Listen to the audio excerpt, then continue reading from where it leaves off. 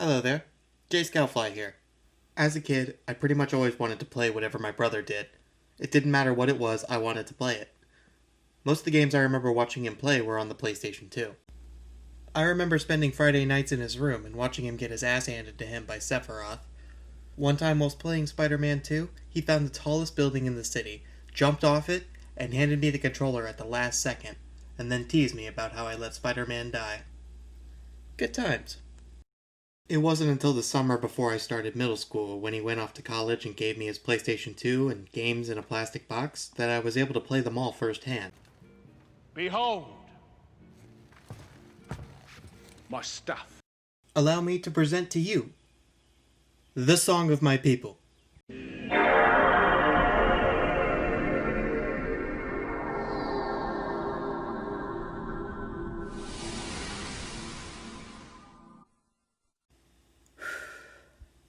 Still gives me chills. I suddenly had access to worlds that I had only seen glimpses of or had messed around with a bit on road trips. I could help Peter Parker stop Doc Ock, electrocute farmers as Crypto-136, journey through different Disney worlds with Donald and Goofy, fight the Red Baron with Snoopy and Woodstock, and send a Masenko into Frieza's face as Gohan. I hold those 3 years of middle school close to my heart. They were what turned me into the dork I am today. I can't tell you how many hours I've sunk into the PS2. And now that I'm about to go into my first semester of college, I can't help but think back to that time. I decided to have a little bit of a look back. A retrospective, I guess. I learned a lot about game design from YouTubers like Jacob Geller, Racevic, and Some Call Me Johnny. They talk about games in ways that I never would have thought about. So, I figured I'd try to make a video like they do. But which game to talk about? With so many to choose from, it was a hard decision, but I think I found the perfect one. The game that started my love for the platforming genre, the PlayStation 2 classic, Jak and Daxter: The Precursor Legacy.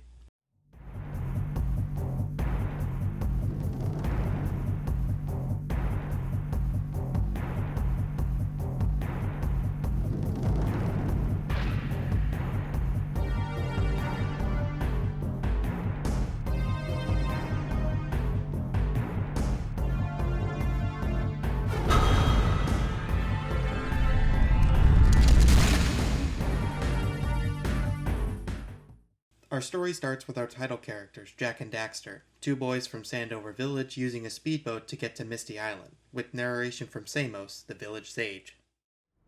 I have spent my life searching for the answers that my father and my father's fathers failed to find.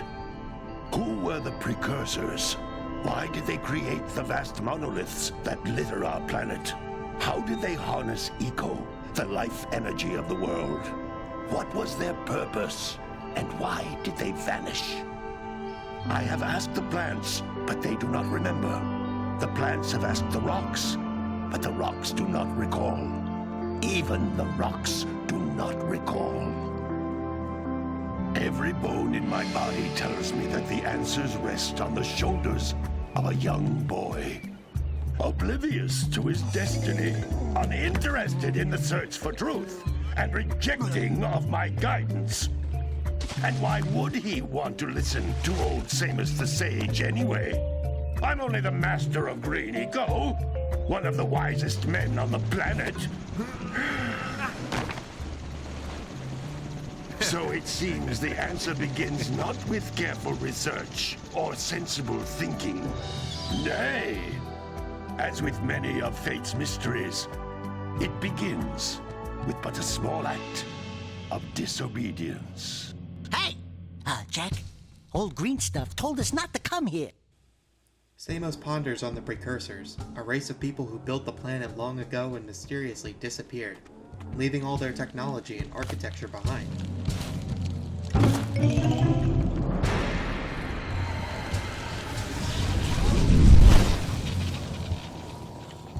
Continue your search for artifacts and eco.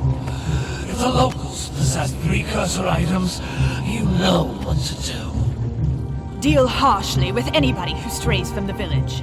We will attack it in due time.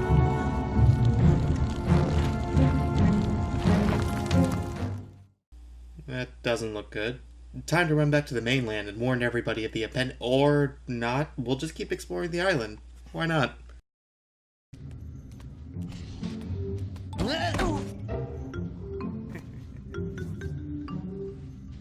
Huh? Oh, stupid precursor junk. Eek! What is that dark ooze? It sure don't look friendly. The sage yaps on about the precursors that built this place all the time. Where did they go? Why did they build this crap?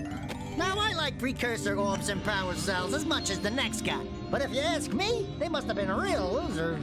Wow! How did you do that? Jack, I think we're in trouble!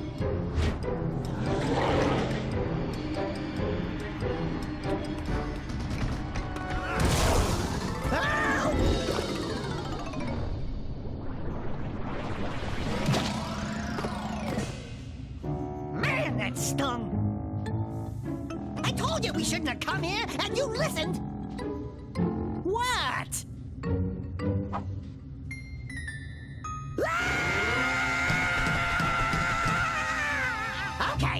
Okay. I'm fine.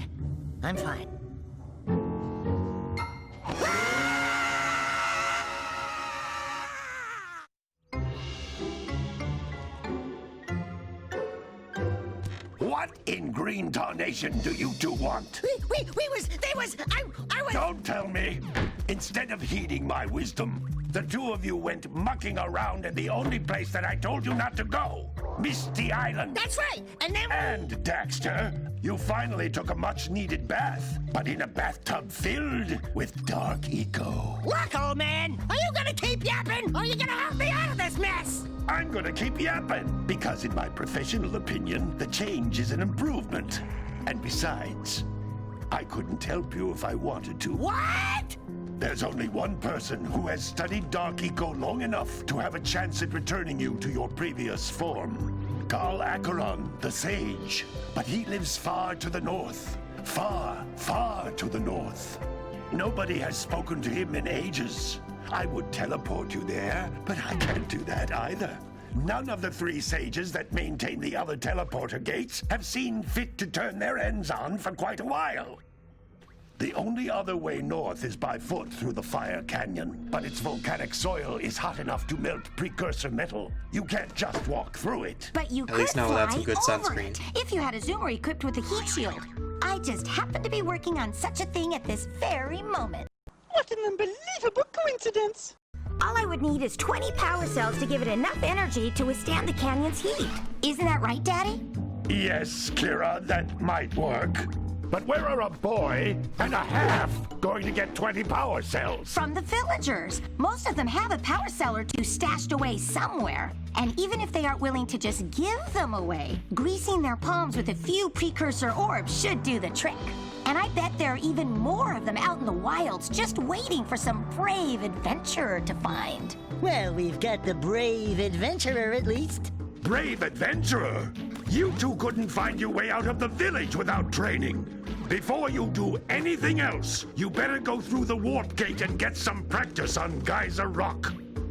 We won't find any more of that dark gooey eco stuff, will we? 'Cause I'd hate to fall in again and turn into you. Get in there before I turn you both into ferns.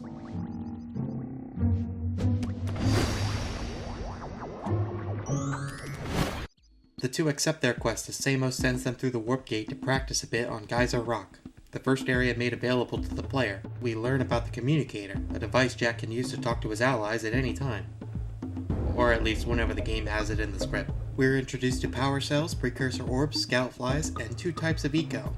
Blue eco contains kinetic energy and helps you run fast, break open boxes, pull in collectibles, and power up electronics, while green eco gives you a bit of health after you collect 50, allowing you up to 4 hits max. Power cells are the devices we're searching for to power up the zoomer. There are a total of 101 to find, and you'll need to collect them throughout the game to make progress. You can find them in the wilds or be given them for lending a hand to the locals. You don't have to find them all, but there's a special reward if you do. Precursor orbs basically act as currency. They litter the ground in each area and can net you a power cell if you have enough to buy one off the locals. Scout flies are little flying bots designed by Kira. She sent out 7 to each area to look for power cells, but they were all captured and stuffed into boxes by the lurkers. Free all 7 of them to get a power cell. We also learned Jak's moveset. He can jump, double jump, he has a spin kick for knocking down surrounding enemies, a punch for more distant enemies, and he can combine his moves for different outcomes. Like using a spin kick after a double jump to go a little farther. Jak can also dive down onto platforms and punch directly upward into the air, which I think I used a grand total of once. A standard moveset for an early 2000s 3D platformer, but one that is refined to the point of perfection. If you know what you're doing, you can easily clear sections with proper timing and use of Jak's physics. One move I absolutely adore is the roll jump. Much like the long jump in the 3D Mario titles, if you get good at it, it allows for quick travel, skipping over platforms and easily making hard jumps. But here it works as an attack too, and it's damn useful. Probably one of my favorite moves in the game.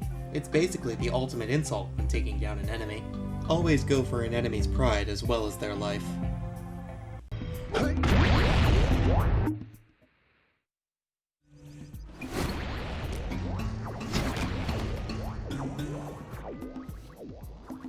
Good training, boys, but that's nothing compared to the challenges that lie ahead.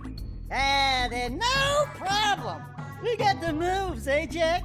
We'd love to stay and chat, Big Green, but we're, itching to get on with our adventures. Fine.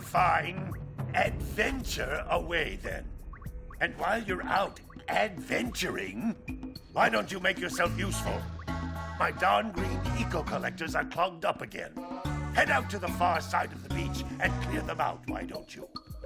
Follow the lamps. They'll take you right there. Now, all of you, get out of here! And with that, we're off. Time to explore. The story is short and sweet. I enjoy a more complex narrative, no doubt, but I can always appreciate a simple story. It's a typical platformer story, something we've seen time and time again, but for what it is, I enjoy it. Mostly due to the characters and the world you travel through. Jak is a mute protagonist, sure, but like Link in The Wind Waker, he does have a personality. The different animations that play when you stand idle for a while or after you grab power cells show that. His personality shows in cutscenes too. He shrugs at Daxter before jumping through the gate to Geyser Rock, and he smacks Daxter after he starts acting like an ass. It's small, but works really well. Since Jak is mute, Daxter does all the talking for him. He's sassy and tends to put his foot in his mouth a lot. He's selfish, which shows whenever you die, as he belittles you for it. Well, better you than me. That looks like it hurts. Should I call for backup? Don't worry, I'll avenge you. Not. Say goodnight, Jak. I was right behind you, Jak. Really, I was. He's a bit of a coward, like when he tries to stay with Kira while Jak runs off to fight Claw later in the game. I'll stay here and protect Kira. Jak, I think you're ready to handle that monster without me. Oh, really heroic of you. And he yells at you whenever you get hurt by stuff like Dark Eco boxes. Trust me, those Dark Eco boxes are bad news! The friendship between Jak and Daxter feels a bit shallow here. What I mean is we get next to nothing about the history between these two. We know they must have been friends for a while. They're the only 2 teens in the village besides Kira, and that's pretty much it. They have a history as friends, but it's never explored or shown to us. The only time we see them really acting as friends is in the opening scene. They laugh together, Daxter talks about Samos, and Jak smirks at Dax's impression. The interaction feels like they've been friends for a while, but since we never get to see much like it again, besides these dances, it comes across as a bit weak. I want to know more. Does Jak feel guilty for causing Daxter to get turned into an animal, since it was his idea to go to Misty Island? Why'd they go in the first place? Did he have to convince Daxter to go? Twist his arm? I want to see these two develop their friendship, but we never get to. Wouldn't it be kinda interesting if Daxter got more and more angry with Jak over the course of the game? Sora! Goofy! Donald! Hear me out. In my version, at the beginning of the game, he wants to be human again. But he's still friendly with Jak.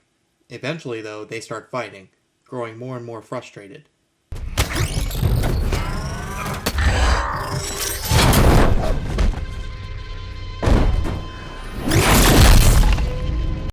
In the end, the two must make up to defeat Gull and Maya. That would make the scene where Daxter accepts that he's stuck as an animal so powerful.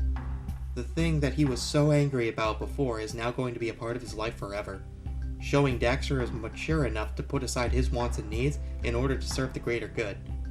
In the actual scene in the final boss, though, he just kinda accepts it. It would give a nice level of development for the two if this was the case. You can keep Jak a mute and have him convey how he feels just through his facial expressions and actions. I think a scene where the two bicker a bit could be funny, with Daxter yelling while Jak just makes different facial expressions and hand motions for his defense. Eventually, Jak would accept that Daxter's change is inadvertently his fault and try his best to make it up to his friend by doing everything in his power to change him back. You can even have the power cell dances they do change to reflect their attitude toward each other as the game goes on. I know it's an early 2000s platformer, and that they aren't really known for their deeper narratives, but I can't help but want to see a little more out of these two. Kira plays the part of the girl, the scientist, and the love interest for Jak. If it weren't for her, you wouldn't have your oh-so-useful Zoomer, but she gets next to no development at all. We don't know much about the relationship between Jak, Daxter, and Kira. Hell, we know even less than the relationship between our two mains. She flirts with Jak in the opening, I guess, and then they almost kiss at the end of the game, which is foiled by Daxter. It's cute, I guess, but it's a little light.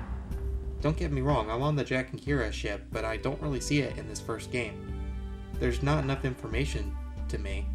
Shouldn't these three have a history? A trio of friends causing mischief in the village and getting into trouble with lurkers on Sentinel Beach, and exploring the Forbidden Jungle together?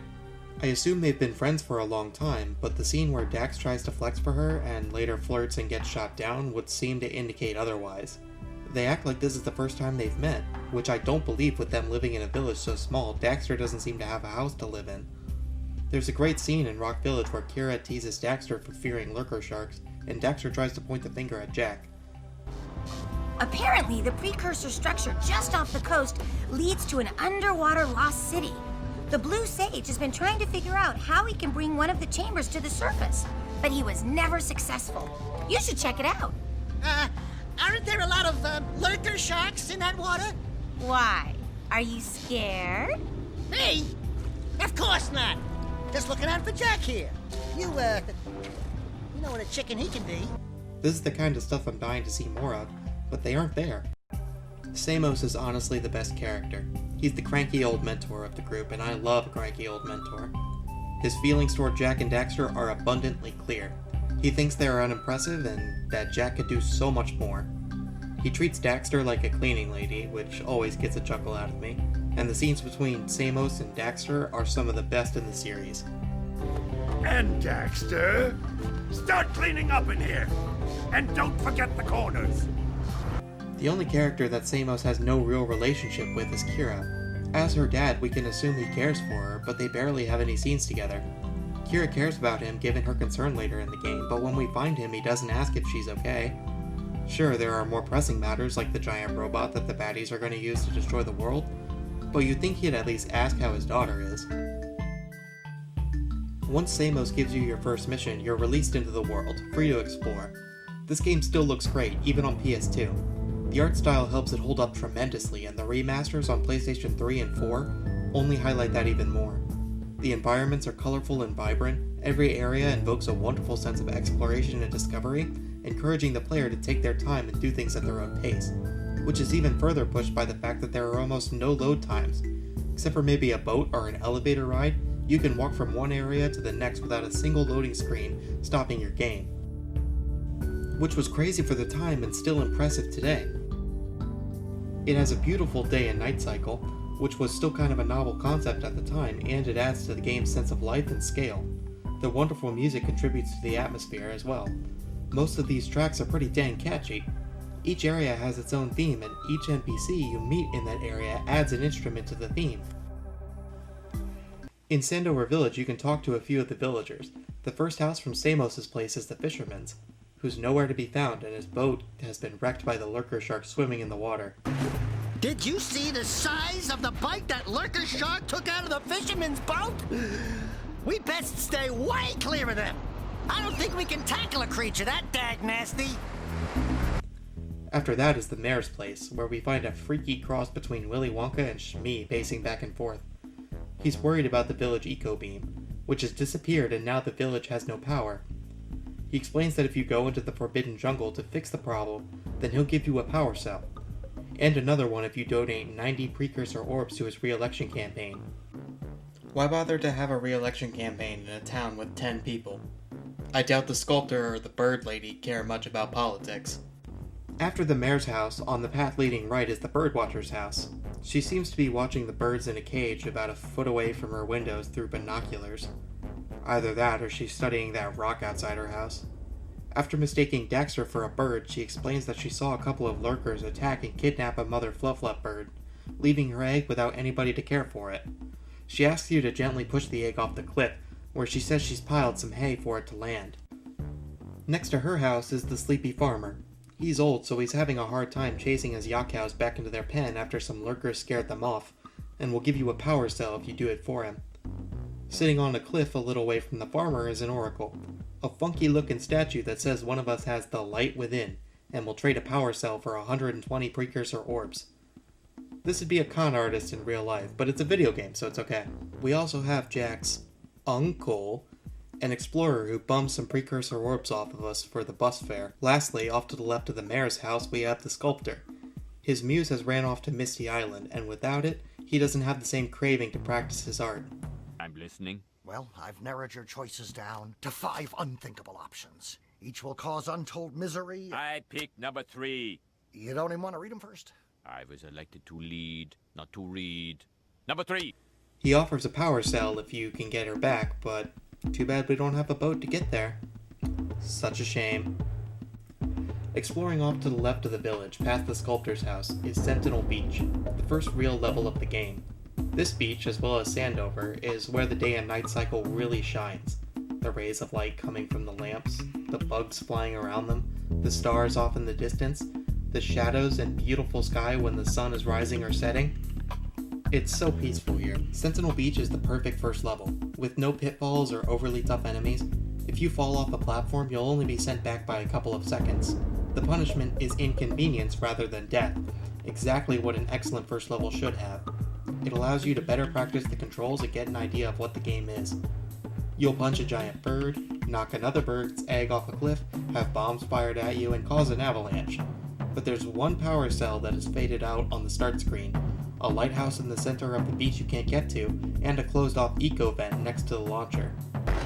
Maybe if you swim a little closer— Ah, fuck! Oh! Now you fucked up! Now you fucked up! Now you fucked up!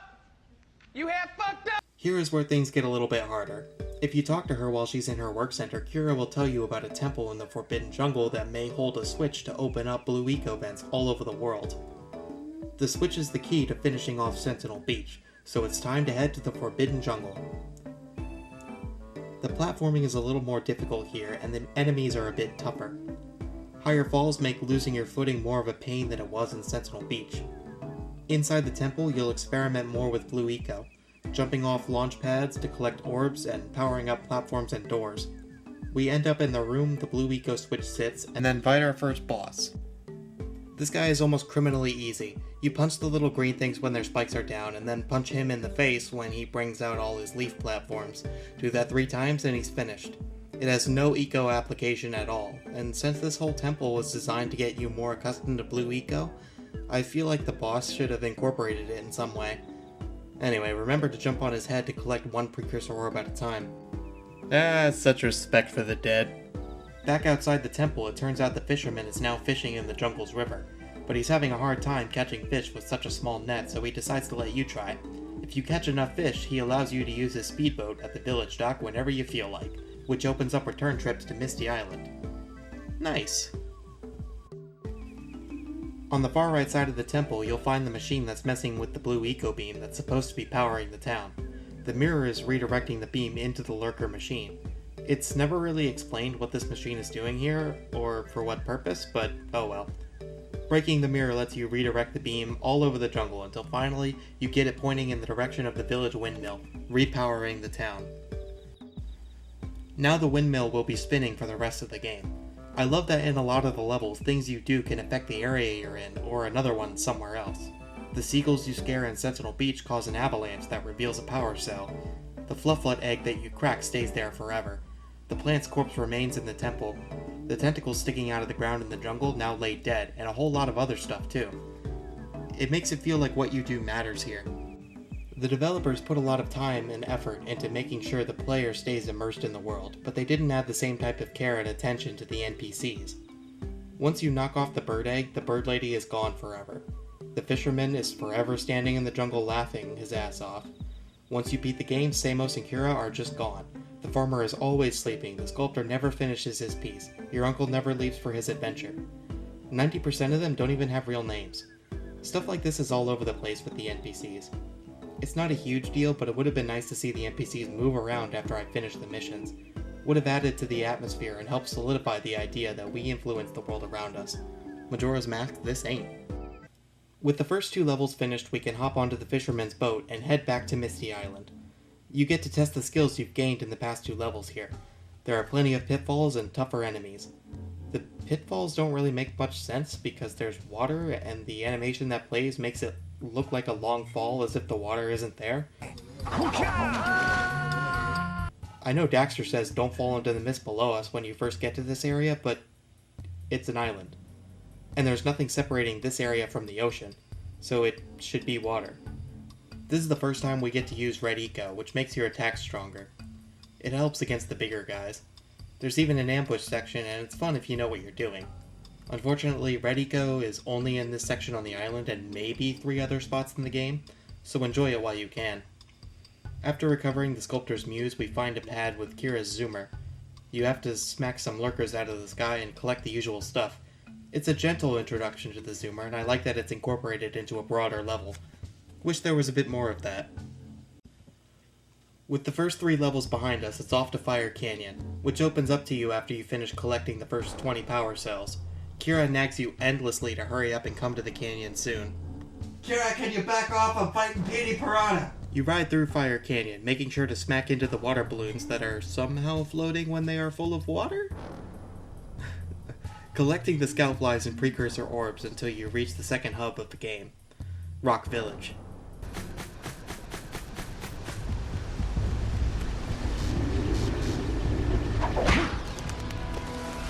Whoa!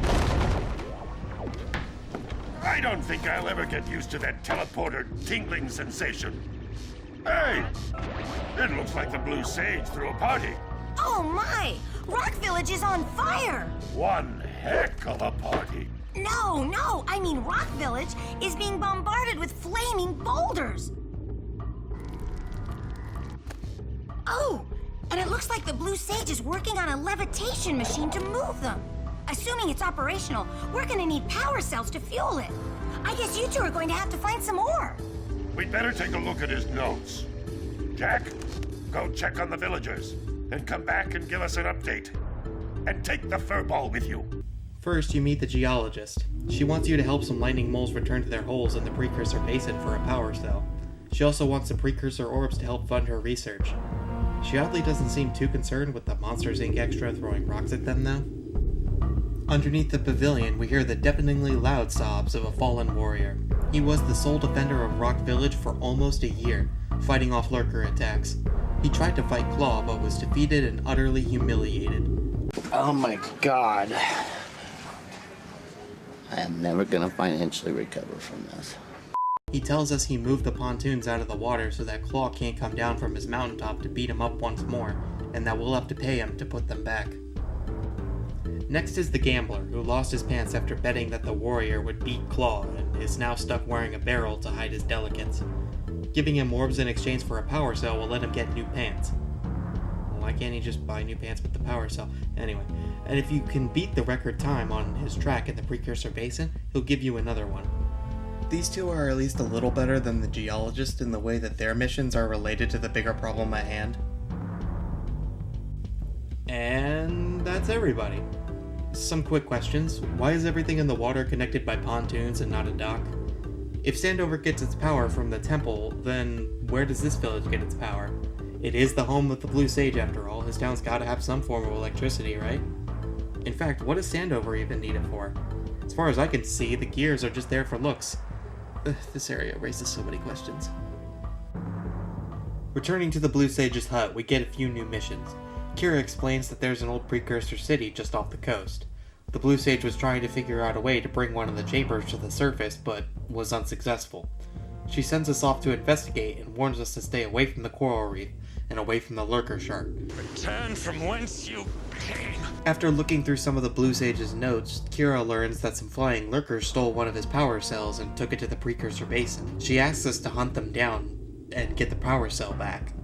Samos then briefs us on some dark eco-infected plants in the precursor basin, and that lurkers in the boggy swamp used a zeppelin to remove the arm of a precursor robot from the muddy swamp and says to destroy them so that the zeppelin floats away. The world would probably fall apart if Jack wasn't there with a trusty roll of duct tape to keep it together.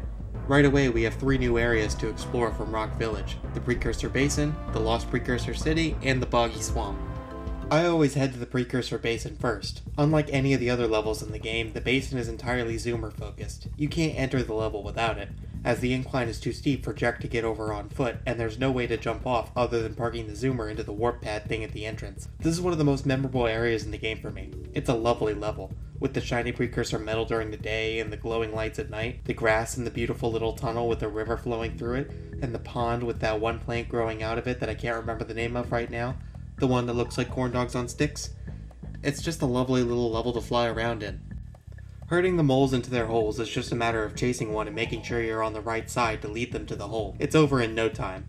I remember having such a hard time with curing these plants when I was little. I guess I just sucked. It takes no skill. You fly into the green eco pipe and then fly over the plants, rinse and repeat until they're all gone. Of course, if you're too slow, then they'll all grow back, but other than that, it's a pretty undemanding power cell. One mission that can bite me is flying through the rings. The purple rings aren't that bad, some awkward turns, but they go off without a hitch. It's the blue rings that suck. More often than not, they'll show up somewhere off screen and you won't see them until it's already too late. The time limit before these things disappear can be a little strict for being so herky-jerky with their placement. But it's not nearly as bad as what's to come. No, no! You wait your turn. I'll cross that bridge when I get to it. Beating the record time on the Gambler's course isn't that demanding, but it does test your maneuverability with the zoomer more than any of the other zoomer tracks, apart from the lava tube. Hitting the lurkers with the zoomer is a bit finicky, but if you can manage to cut them off, you'll be fine. Except for this one. Fuck this one.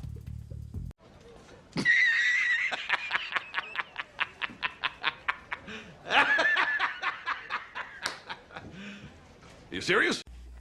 The Lost Precursor City has a brilliant atmosphere. It's a water level, sure, but only in its aesthetic. There's no swimming needed or iron boots in sight. The music here invokes a feeling of mystery, the harsh lighting and electrified water, the glass tunnels that let you see the air bubbles pop up from between the rocks and watch the fish swim. I can't help but feel a sense of awe every time. It feels like a journey through an ancient technological marvel of a civilization, long lost and forgotten by time, although it doesn't really look like a city since there's no actual homes, and a lot of ways for civilians to get killed here, but video games. However, I can't say the same for the actual level part. The city is pretty linear, and I'm okay with linear, but it makes collecting precursor orbs and scout flies a nightmare if you happen to miss a few. Like on the slides, if I pass a metal box, I do my best to die before reaching the bottom so that I have a second chance. There's a checkpoint at the bottom of each slide, so if you miss something and make it to the bottom, there's no way to try again without going back through the entire level. If you happen to die right before a checkpoint, you have to make your way back through the same area again. If you die in one of the more open levels, getting back to where you died only takes a couple of seconds.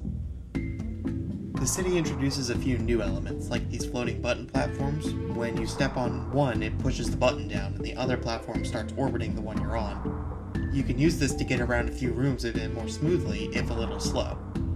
There's also this time-based pipe puzzle, where you smack the button and your reward is dropped off somewhere else in the room. All this adds up to a larger focus on precision and timing-based platforming in this level, with more shifting and spinning platforms, dark eco pools, and water that's electrified with green lightning every few seconds, adding to a larger weight to failing to make a jump. In one room, you have a little puzzle that requires you to plan your path a bit. When you jump on a platform, it lights up, and you must light them all up while making sure the last platform you land on is in front of the door, and make sure you don't land on the same one twice, as that will shut it off and prevent you from getting through the door. At the very end of the city is a big cylinder-shaped room with a button platform in the center and a power cell sitting on top. Grabbing the shiny MacGuffin pushes the button and causes the dark eco at the bottom to begin rising. The dramatic music starts up and it's a thrilling race to the top, ending with a jump to a precursor launcher that leads to an earlier section of the level. Or you could just say screw that, roll jump to the far platform, barely reaching the other side and then calmly climbing up, giving the middle finger to the entire section. What? It's what I do. The boggy swamp is just that, a swamp, and a boggy one at that. It's Florida, but in video game form. It's also just as linear as the precursor city, only a little bit less of a problem since it only goes in a big circle and you don't usually have to backtrack at all. There are no pitfalls and the enemies can be pretty easy to take out. The muck here can be deadly though, so don't fall in. We put Jack's athleticism to the test with these wooden stakes sticking out of the woodwork that he can flip from. Who built these? You get to see the fruits of your labor here with the Flip-Flip, who's now saddled up and ready for action. Her charge attack is strong enough to break open metal boxes, and she has some fun platforming mechanics like her own fluttery double jump. It'd be nice if she had a level built specifically for her like the Zoomer has with the Precursor Basin, but no, she only appears twice. The swamp is the first place to use yellow eco, which allows Jack to shoot fireballs from his hands. You meet a hillbilly by his house that lost his pet hip hog and has been putting out treats to try and lure it home, but the lurker rats keep eating them up. He asks you to hold them off with yellow eco long enough for his pet to make it back, and now you have to deal with the wonky first-person goggle controls. First off, the hillbilly says, "Can you keep them from eating at least one of them snacks long enough for Barthy to come home?" But if you lose even one, you fail the mission. Isn't that fun?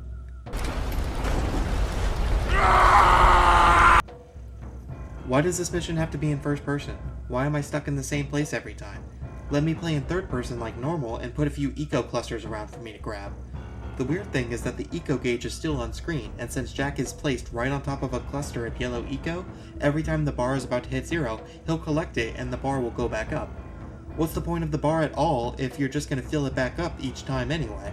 Now I have to keep hearing the eco get sound effect every few seconds. This entire minigame would be a ton better if it were in third person in arena or something.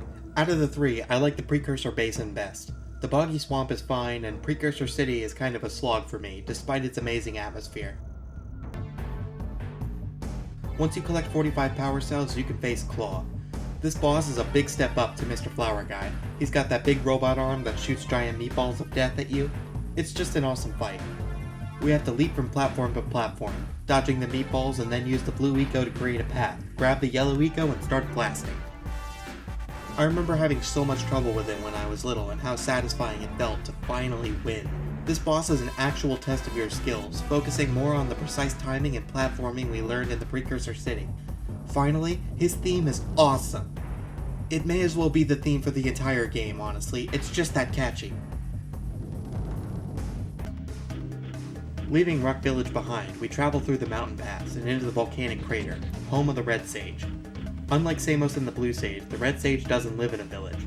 Guess he's a bit of a loner. I can get behind that. Ow! Fuck, I always wonder if I'm losing body parts in those things. Holy yakkow!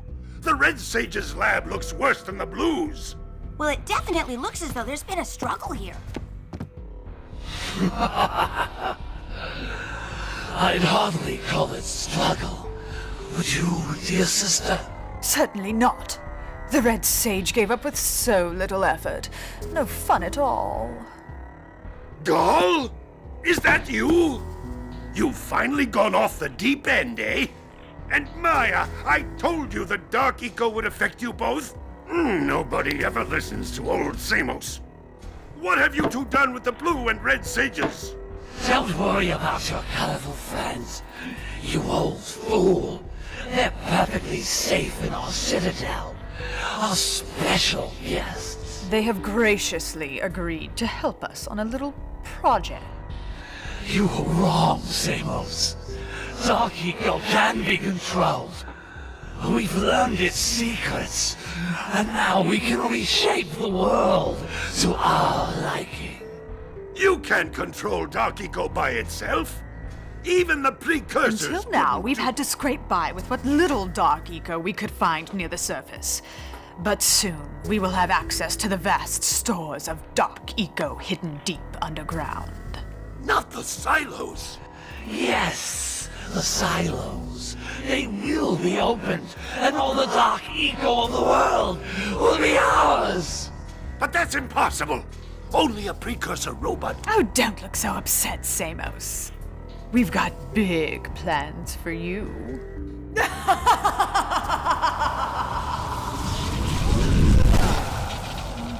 Wait a minute! That was Gull?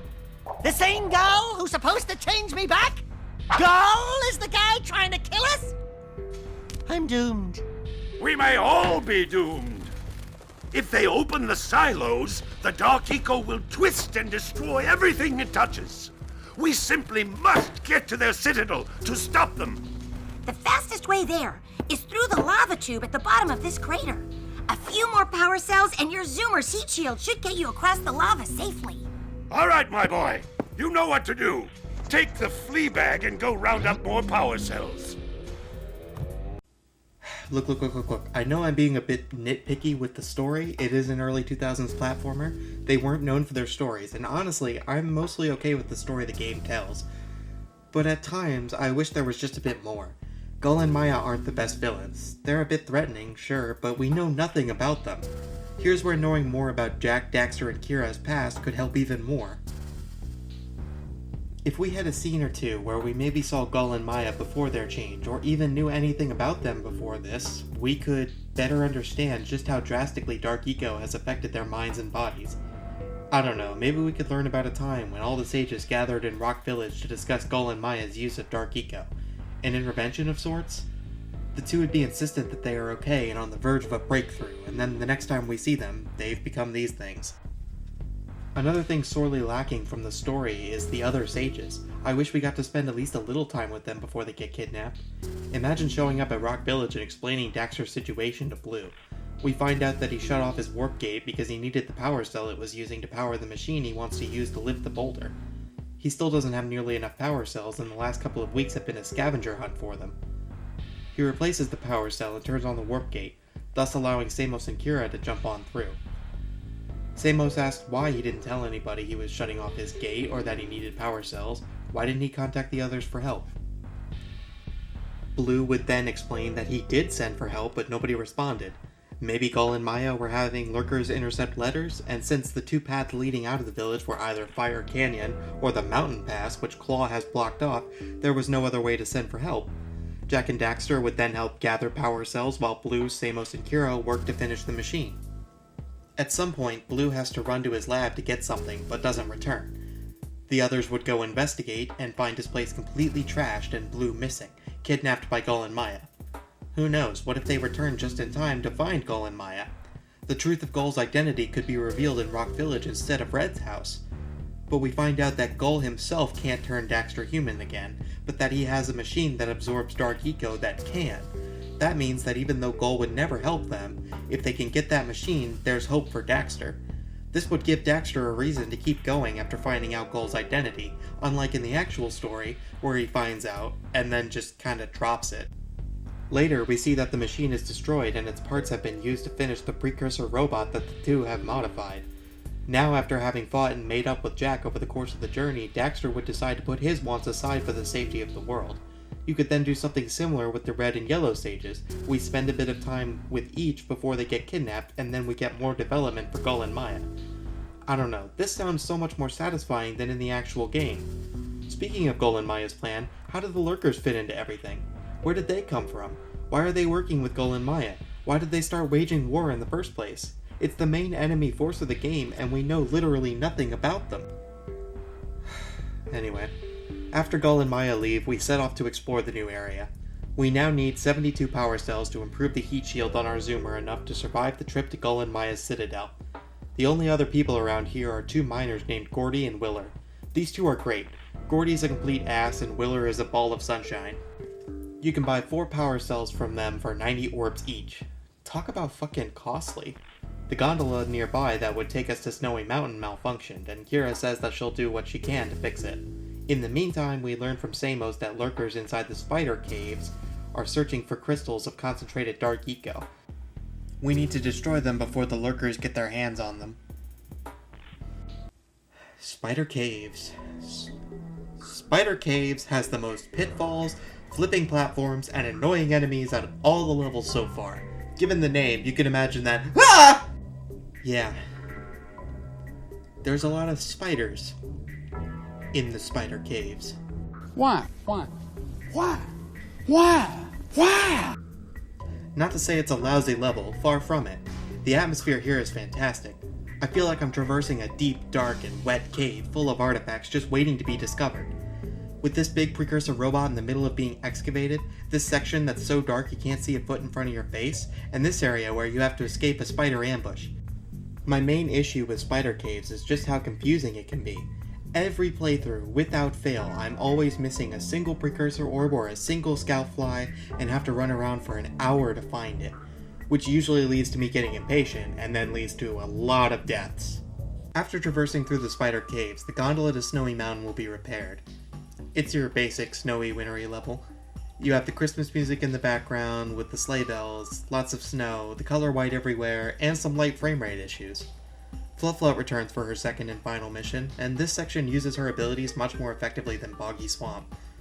But same as pretty much everything else in the game, I want to see more. We don't use her nearly enough. I feel like she's an afterthought. She just kinda disappears after this. We never even see her reunited with her mother. Yellow and red eco are used a little bit more here too. This level has the yellow eco switch that opens closed off vents, allowing us to get 2 power cells that we couldn't before. One from the mountain pass and one from Snowy Mountain itself. We can also use it to get some precursor orbs that were hidden inside metal boxes. The red eco is used to take out the lurker glacier troops that Samo said were working to break through the ice to obtain dark eco barrels trapped inside it. Without red eco, you can't break through their shields. Finally, a mission that requires you to use red eco to win. We had the option to use red eco on Misty Island to make the ambush easier, and it hasn't appeared since then. Other than blue, I don't feel like eco is used to its fullest extent. To start, red eco doesn't have any closed off vents to open. Green has vents, but only on Sentinel Beach. Red eco shows up in a total of 3 areas, 2 of which are entirely optional. Compare that to yellow eco's Lurker Rat minigame, blasting the Zeppelin support, shooting Claw, shooting the gnawing lurkers, and blasting away at Gull and Maya's bot. Then compare that to the hundreds and hundreds and hundreds of times you use blue eco to power switches, launchers, collect orbs, all kinds of things. Yellow eco is used a lot more than red, but still nowhere near as much as blue. I want puzzles where you have to switch between blue, yellow, and red to solve it. You could shoot far off switches with yellow eco, move heavy stuff with red eco. There isn't even a single boss that uses red eco as its main focus. Story-wise, dark eco isn't fleshed out enough either. The only thing we see it do is turn Daxter into an Ottsel and kill Jak when he falls into it in-game. We never see Gull or Maya use it to their advantage. We never see them use it to do wrong. They say they're going to use it to reshape the world in their image, but since we don't know what that is, it doesn't give me the, oh shit, that's no good, feeling I know I should have. Show a section of the world that has been completely warped by dark eco, or show us how dark eco has changed Gull and Maya for the worst. Sure, it turns Daxter into an animal, but that doesn't exactly convey world-ending stakes. Once you have the power cells needed, it's time for the lava tube. Kira tells us to be quick or be cooked. The lava tube takes what Fire Canyon and the Mountain Pass did and expands upon it. More lava, more narrow paths, more dark eco containers, even a little section where you have to shoot these spinning things to open the door. I have no idea what this room is. I assume it's a giant slushy machine. One weird thing is that the lava tube has 50 precursor orbs in it, but they're all before the first checkpoint, leaving the next 3 sections with none to grab. I don't know, it's just something I found strange. Hey! Where's old Short, Green, and Wrinkly? This is terrible. Father is missing. I think Gull and Maya may have kidnapped him as well. Relax, sweetheart. I got everything under control. Under control? Lurker armies continue to grow across the land. The sages have been kidnapped.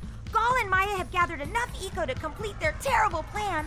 And to stop them, you're going to have to fight your way through their citadel. Yeah. That about sums it up. You've got to rescue my father before it's too late. And Jak, be careful. Yeah, we will be. Now we have to save the sages, deactivate the shield surrounding Gull and Maya's precursor robot, and defeat them and save the world. I love this plan! I'm excited to be a part of it! Let's do it! This final level rocks. The tense atmosphere is only made stronger by the sounds of computers calculating, pistons firing, and gears turning. The music here is perfect. It helps give the level a feeling of hostility and hopelessness. The entire level is a pitfall now, with only a few spinning platforms and a dock here or there to save you. The Citadel has a gimmick with these colored tiles. You step on one, and every other tile of that color falls into the abyss. It forces you to plan your path and pray you don't screw up. Unless you're me, in which case you run in with no plan whatsoever and cross your fingers in hopes you'll make it, which I usually do, so I have no regrets. It's about time you two decided to show up. Nice to see you, too! Do they have you mopping the floors now? There's no time for jokes, Daxter. Gall and Maya kidnapped us to sap our energies to power their abominable machine. It appears they have combined the functional remains of a precursor robot with scavenged artifacts from across the land. Then they added a few diabolical additions of their own, creating the one thing capable of opening the Dark Eco silos. If you can free the four of us, we can use our combined powers to break the force shield surrounding the robot before they use it to destroy the world. The sages are in separate cages around the room.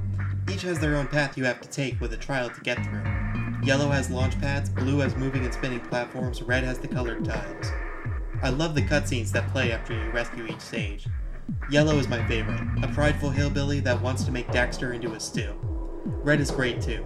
Daxter takes all the credit for rescuing him and Red completely believes it, no questions asked. Just wish that these guys had more screen time. After you save the first three sages, platforms rise to let you ascend to the second floor of the Citadel. You jump along the platforms to reach the top and destroy the machine holding Samos.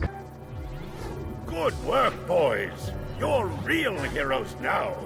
I'll combine my green eco power with the other three sages, and together we'll open the shield door surrounding the precursor robot. Yeah, that sounds like a good start. And then after you guys open that shield, what are you gonna do about the robot? Nothing, Daxter. We have to keep the shield open. It's up to you two to figure out how to destroy the robot. Oh, great. I get to help the guy that turned me into a furball destroy the only person who can turn me back! First, save the world. Then we'll try to convince Gall to help Daxter. You're too late, Samos. Once I possess limitless Dark Eco, I will have the key to creation itself. This is madness! Releasing that much Dark Eco will destroy everything we know. Just look what it's done to you. It has given us a beauty beyond anything you could understand. Beauty? Have you two looked in the mirror lately?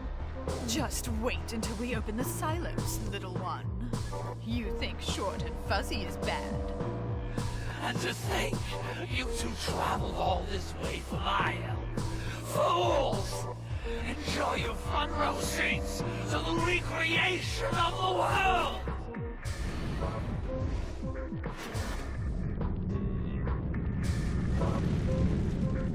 Jak! Take the elevator up and stop that robot!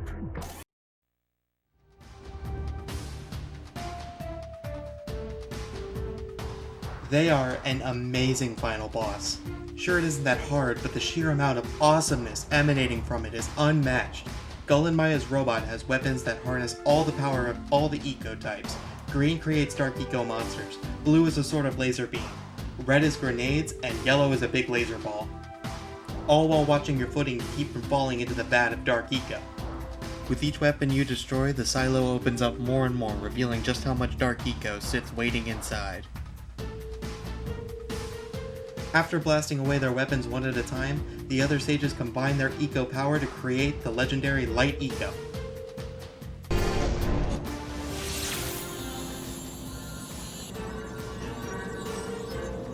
Light Eco! It does exist! They must not be allowed to get it! Light Eco! That could be the stuff to chain me back! Or it might stop that robot. Stay fuzzy. Save the world. Choices. Okay, fine. We'll save the world. But do it quickly before I change my mind.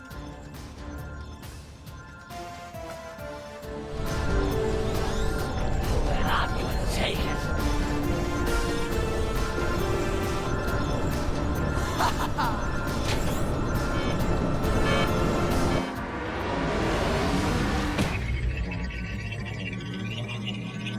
Do something!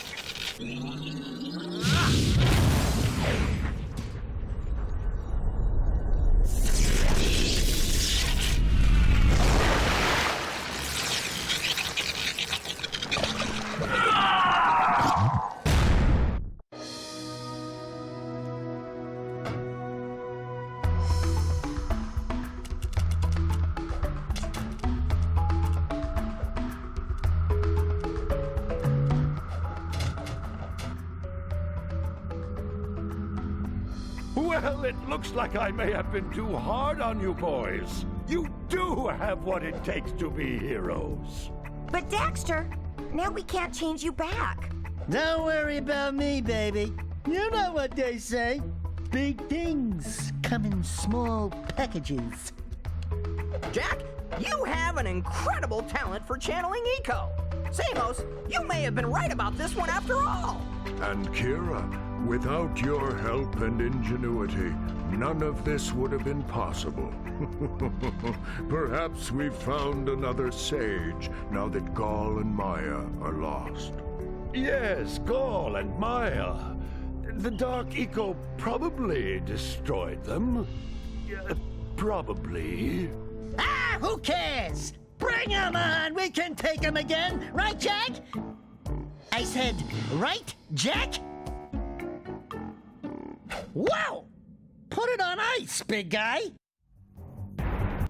Man, what a fun ending, despite its flaws. My only complaint here is that Light Eco wasn't foreshadowed at all, and we are never given a reason why they couldn't make it again in the future, making Daxter's sacrifice feel a little brushed off. That's why I'm passing the never mind all that act. If you manage to collect all 101 power cells, you get a secret cutscene that's even more underwhelming than the postcard in Mario Sunshine.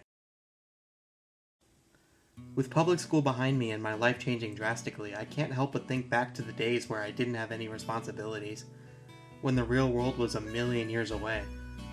I had plenty of time to do all the nothing I wanted, without having to worry about whether I've forgotten something real I had to do or not. The future was certain back then, but now it's not as clear and I can't help but be a little afraid. Jak and Daxter Precursor Legacy, to me, represents a much simpler time. I had nothing to worry about, carefree and optimistic. I had time.